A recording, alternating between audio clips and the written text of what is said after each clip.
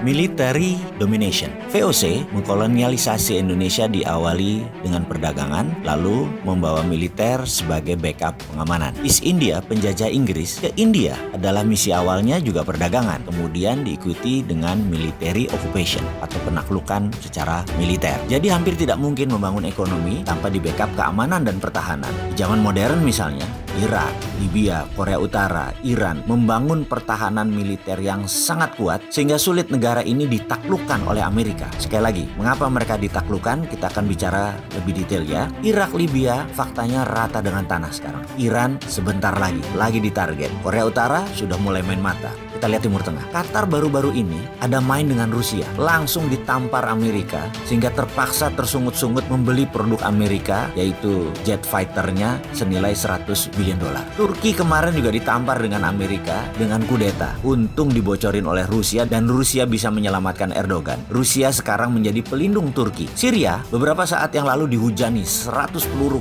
kendali Exocet oleh Amerika dari kapal induk mereka. Tapi hanya 21% yang masuk. Sisanya diblok dengan umbrella roket Rusia. Semua di counter bloknya di udara. Terlihat Rusia sangat kuat ternyata pertahanan militernya. Amerika serang Syria tersebut hanya bertahan sehari kemudian mundur lagi. Amerika kalah di Syria. Rusia pemenangnya. Dan ini adalah military domination. Kita lanjut tentang military domination. Cina menekan Nepal. Cina perang dengan India di Kashmir. Cina menekan Myanmar. Semua dengan militer karena mereka semua adalah home soilnya Cina. Dengan Taiwan, dengan semua negara Cina yang nempel di perbatasan, Cina menekan mereka semua. Karena bagi Cina penting menjaga border darat tersebut. Secara kalkulasi, untuk urusan military domination, Amerika masih nomor 1 di dunia. Amerika anggarannya adalah 1.000 billion dolar per tahun. Sementara kalau dibandingkan Indonesia, hanya 109 triliun atau 9 billion dolar alias gak sampai 1%-nya anggaran militer Amerika. Bisa dibayangkan. Dan military industry adalah penyumbang devisa 25%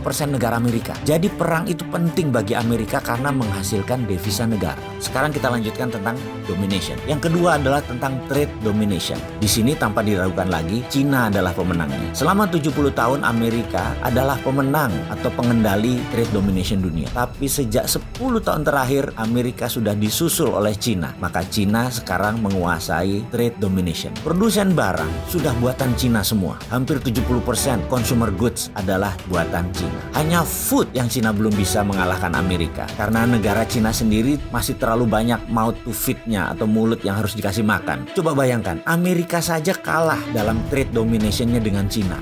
Apalagi Indonesia. Kita tanya secara sederhana Kementerian Perdagangan. Punya trade policy nggak? Punya trade diplomasi strategi nggak? Ini susah kalau nggak ngerti. Ya seperti sekarang kejadiannya. Jadi raja impor. Maaf loh ya, ini realita. Dan kita harus bantu menyelesaikannya. Kemudian masih ada 3 lagi tentang world domination. Siapa pemenangnya? Apa saja itu 3 lagi yang world domination itu? Indonesia di posisi mana? Adakah peluang Indonesia untuk mendominasi? Tapi sebentar, yang beginian penting nggak sih? Ada yang banyak yang minat nggak? Kalau ada banyak minat, saksikan video berikutnya.